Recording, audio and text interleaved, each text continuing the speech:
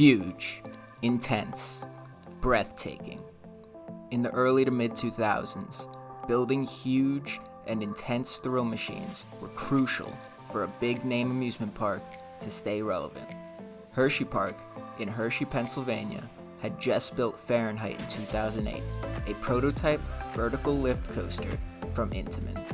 The ride featured a 121-foot lift tower as well as a 97-degree drop, which at the time made Fahrenheit the world's steepest roller coaster.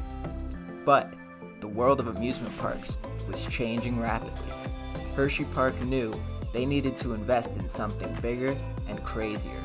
In 2011, Hersheypark introduced to the world Skyrush, a brand new, state-of-the-art coaster coming in 2012. Skyrush is a prototype wing coaster from Intamin, the same manufacturer that produced Fahrenheit 4 years earlier. The ride features a 200-foot cable lift as well as top speeds of 75 miles per hour and a 212-foot 85-degree drop. But what exactly makes this coaster so iconic? And what does Skyrush's future look like? This is Historic Coasters.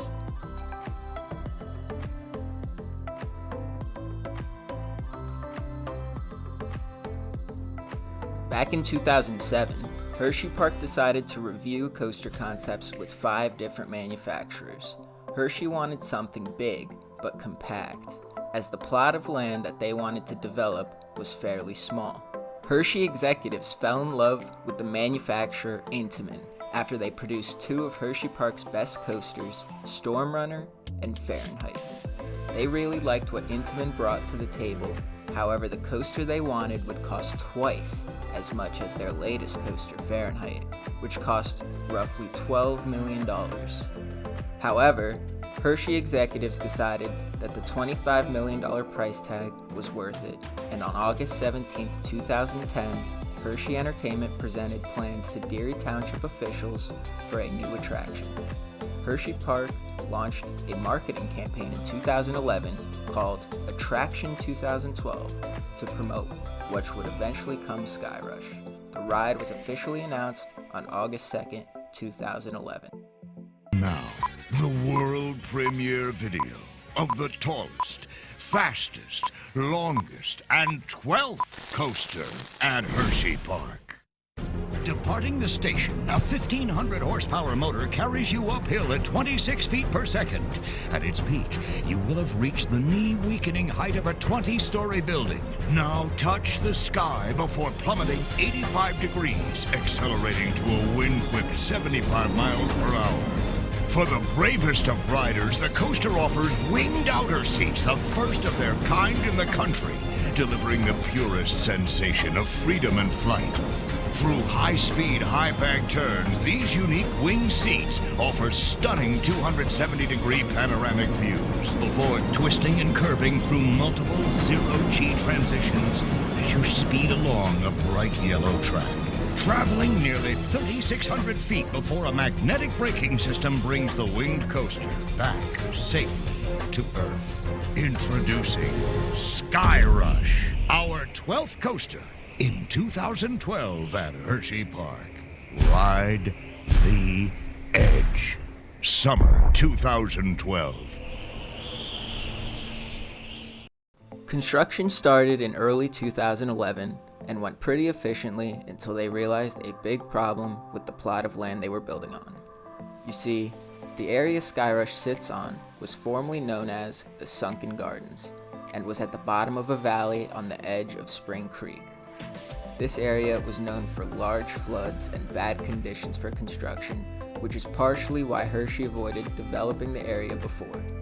In September 2011, Tropical Storm Lee flooded the whole construction site, which forced workers to remove all concrete footings they already placed and redo them all over again.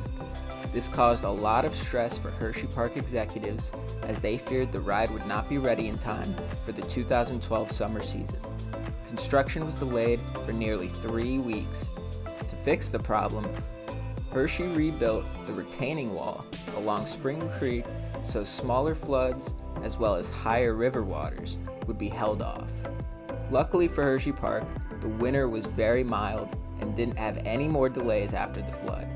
This meant Hershey would be able to construct, test, and finish the coaster before their goal of Memorial Day weekend. Skyrush opened to the general public on May 26, 2012. The ride had a great reputation when it opened, as it was a very unique ride experience. Most riders preferred the winged outer seats, which gives you the sensation of flying through the hollow and around Spring Creek. However, later in the ride's life, the ride gained a bad reputation for its restraints tightening up during the ride, making the experience uncomfortable for many riders. This, however, does not affect everyone, as I have never noticed it, but I have heard many people complain about how uncomfortable the restraints can be. Now for the ride experience. Immediately after leaving the station, a cable lift carries the train to the top of the lift hill at a speed of 26 feet per second.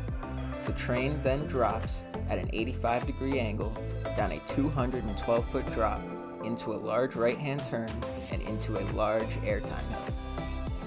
Next, the train enters a 270-degree helix before entering another airtime hill.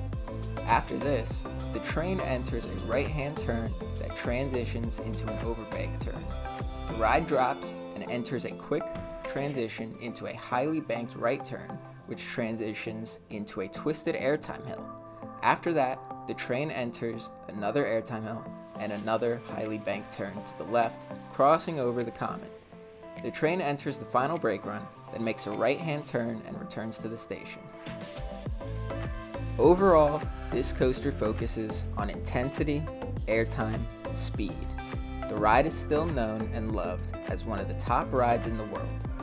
The future is still bright for Skyrush, and if you haven't been out to Hersheypark, I highly suggest you make it a priority, because this park is not only beautiful and picturesque, but the rides are phenomenal and the experience is one of a kind. And that is exactly why I think Skyrush fits in so well at Hersheypark.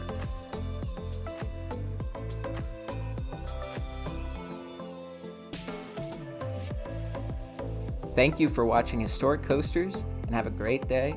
See you next time.